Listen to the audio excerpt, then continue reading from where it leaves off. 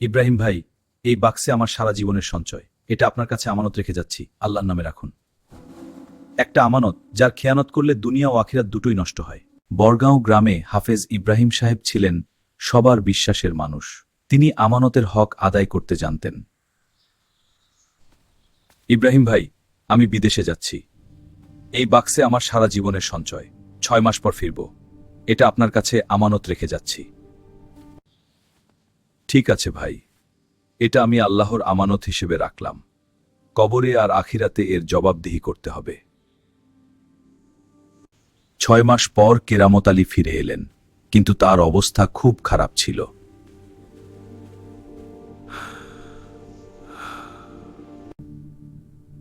ইব্রাহিম ভাই, আমার আমানতের বাক্সটা দিন।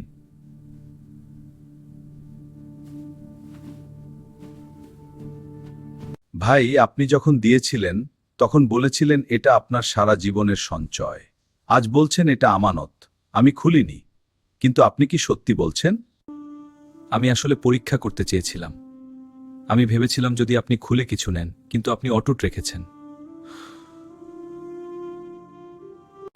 আমানতের খেয়ানত করলে দুনিয়ায় হয়তো কেউ জানবে না, কিন্তু কবরে আর আখিরাতে তার শাস্তি ভয়ঙ্কর। আমি আল্লাহকে ভয় করি। আমি ভুল করেছি।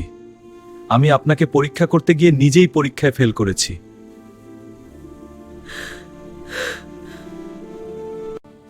ইব্রাহিম সাহেবকে এখন আমানতের ইমাম বলে ডাকা হয়।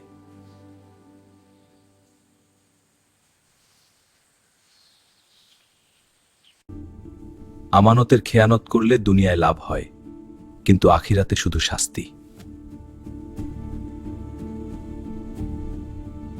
আমানতের হক আদায় করা ঈমানের অংশ। যে খেয়ানত করে সে দুনিয়া ও আখিরাতে শান্তি পায় না। সেই ঘটনার পর গ্রামের মানুষ আমানতের হক আরও সতর্কতার সাথে আদায় করতে শুরু করল।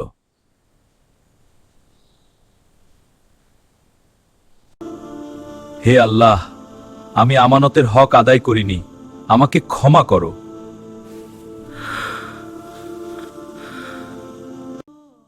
হে আল্লাহ, যারা আমানতের হক আদায় করে তাদের দুনিয়া ও আখিরাতে শান্তি দাও।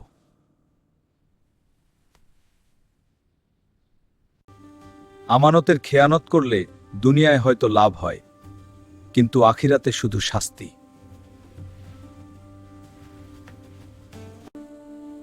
কেরামত আলী সেই দিন থেকে আমানতের হক আদায় করতে শুরু করলেন।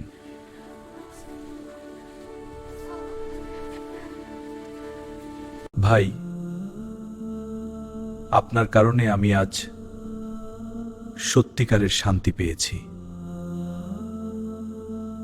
আমানতের হক আদায় করলে দুনিয়া ও আখিরাতে শান্তি পাওয়া যায়। যে খেয়ানত করে সে শান্তি পায় না। আল্লাহ আমাদের সবাইকে আমানতের হক আদায় করার তৌফিক দান করুন। আমিন।